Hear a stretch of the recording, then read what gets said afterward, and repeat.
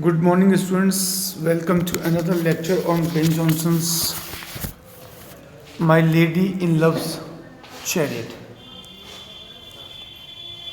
In my last lecture, I told you that it is a love poem and subjective in nature. So let us start the second stanza. Do but look on her eyes. They do light, yes. In these lines, the poet is saying that whosoever sees his beloved is much impressed with her extreme beauty, with the extreme beauty of his beloved, who is riding in the chariot. Do but look on her eyes, they do light, yes. Whosoever looks in her eyes, it appears as if they were emitting light, as if they were shining. All that love's word comprises. Her beauty has all the qualities. Her beauty has all the things that that consists the world, that consists of the world of beauty. Do but look on her hair, it is bright. Yes. If you look at her hair, they are bright. As love's star when it riseth, yes, it is bright. Her hair are so bright. वो उसके बाल जो हैं वो उस तरह से bright हैं जैसे लव्स स्टार, जैसे लव का star Venus, love's star Venus when it riseth, जब वो राइज कर उगता है उस समय जब वो जितना ब्राइट होता है उसकी बिलविड के बाल भी उसी प्रकार से ब्राइट हैं. Do but mark her foreheads smoother than words that smoother. Yes. Look at her forehead. Her forehead is more smooth. Her forehead is smoother than the soft words of praise expressed, said in praise of her beauty. Yes. Do but mark. Yes, do. Look at her forehead. Do but mark. Look, but at the same also notice also. क्या? Her forehead is smoother. Look at the smoothness of her forehead. Forehead माथा. उसका ललाट, उसका चेहरा कह लो, उसका ललाट जो स्मूथ है, जो सुंदर है, जितना आकर्षक है, जितना जितना जितना स्मूथ है, then words that soothe, pleaser. उसके ललाट वो the words of praise which please her, वो उसकी प्रशंसा के शब्द जो उसकी सुंदरता की प्रशंसा में कही जाते हैं, निश्चित रूप से वो उसको और प्लीज करते हैं.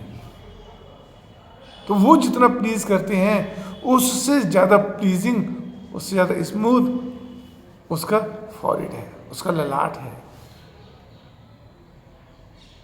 एंड फ्रॉम आस्ड ब्राउज भवें, आस्ड मेहराब शेप में, and her brows which are arched in shape, और उसकी ललाट पर स्थित उसकी भवें ब्राउज जो कैसी हैं, आर्च शेप में हैं. Such a grace, they are so beautiful. They have such a grace, sheds itself through the face, that sheds itself through her face. उसकी भवें जो इतनी सुंदर हैं वो अपने आप उसके चेहरे पर नीचे की तरफ झुक कर आ रहे हैं. Shed itself through the face. As alone there triumphs to the life. All the gain, yes. As alone there triumphs to the life all the gain. Yes, क्या कह रहा है? एज अलोन मीन्स जहाँ पे जितना भी आप देखोगे वो लाइफ में उसकी उसकी जो भी चीज़ है, whether it is her hair, her forehead और her brows, triumphs to the life, triumph एक विक्ट्री, जीत, ऑल द गेन। ऐसा लगता है ये सारी की सारी चीजें एक प्रकार से उसका अचीवमेंट है, उसकी उपलब्धि है। ऐसा लगता है जैसे उसने उसके अंदर कुछ कुछ कुछ विशिष्ट है।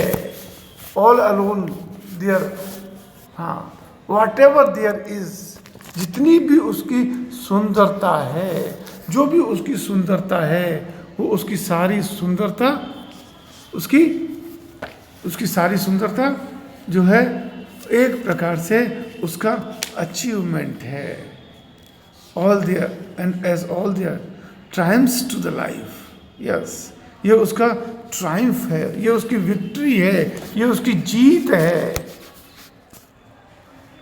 All the good of the elements is strife. Elements, 4 elements जो हैं, earth, water, air and fire,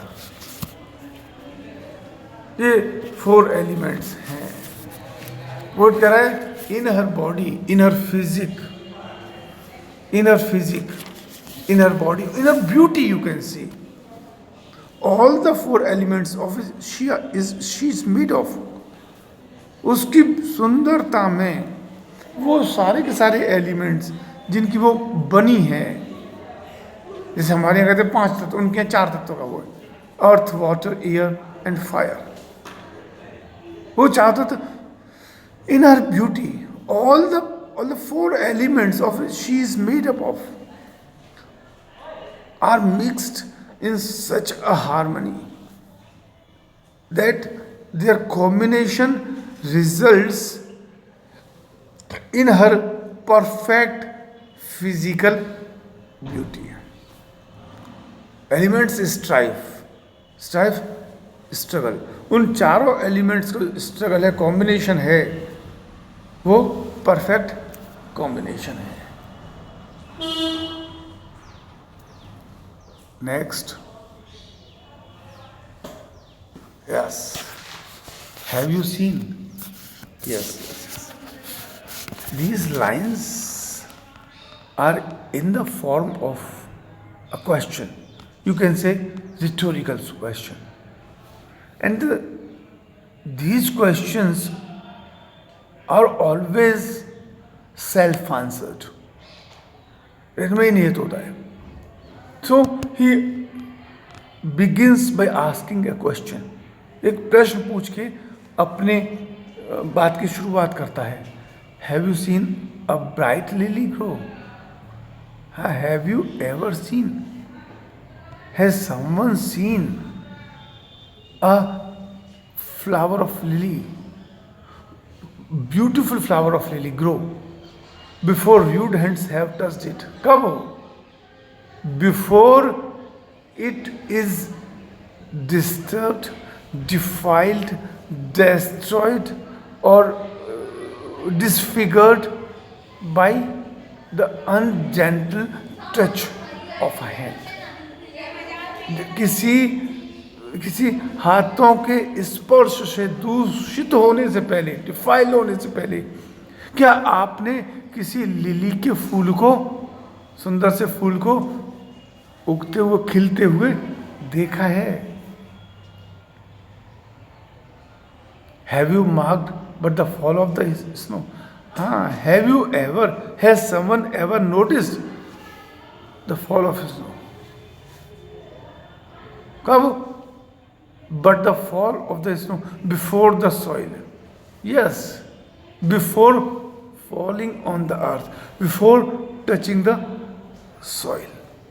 किसी पृथ्वी पर गिरने से पहले, मिट्टी को का स्पर्श करने से पहले, क्या कभी आपने स्नोफॉल को नोटिस किया है? Have you felt the wool of the weaver? Yes, yes. Have you ever touched the soft touch of wool of a weaver? क्या कभी किसी ने वीवर की जो वीवर की जो वूल होती है, उस वूल के सॉफ्ट टच को, वो वूल कितनी सॉफ्ट होती है, क्या किसी ने उस वूल के उस सॉफ्ट टच को फील किया है? और स्वान्स डाउन एवर, और has someone ever felt the softness of swans under feathers? Down, अंदर के पंख के नीचे के जो सॉफ्ट फेदर्स होते हैं, सॉफ्ट टिश्यूज होते हैं, या रेशे होते हैं, या क्या कहेंगे, सॉफ्ट पंख होते हैं. क्या कभी किसी ने उस स्वान के उन अंदर के मखमली पंखों को महसूस किया है? और have smelt of the bud of the briar, झाड़ी? या have someone ever smelt the bud of a briar? या कभी किसी ने ब्रायर, किसी झाड़ी पर, किसी जंगली झाड़ी पर कोई फूल उगता है, क्या कभी किसी ने उस जंगली एकांत में, जंगल में उगने वाले उस फूल के, उसमें जो बड उगती है, वो जो कली उगती है, क्या कभी किसी ने जंगल में एकांत में उगने वाली उस कली के स्मेल लिए? और the nard in the fire? Yes.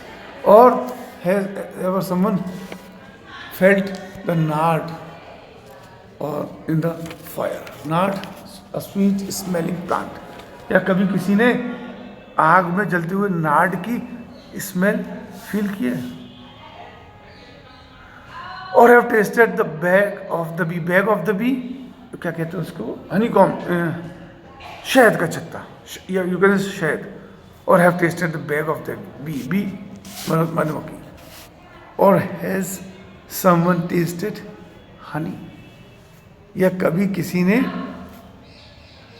इन शहद चखा है?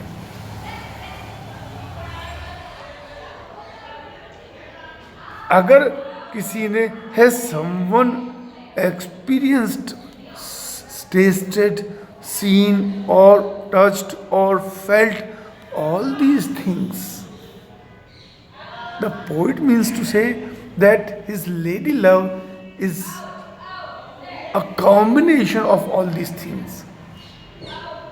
Oh, so bright, so soft, oh, so sweet is she. Yes, her lady love is bright like a lily, pure like the snow, soft like the wool or down feather of a swan, or sweet smelling like a bud or nard, or her sweetness can be compared to that of honey. She is so sweet, so beautiful, so soft, so pure, so beautiful. So she is a combination of all these things. Thank you.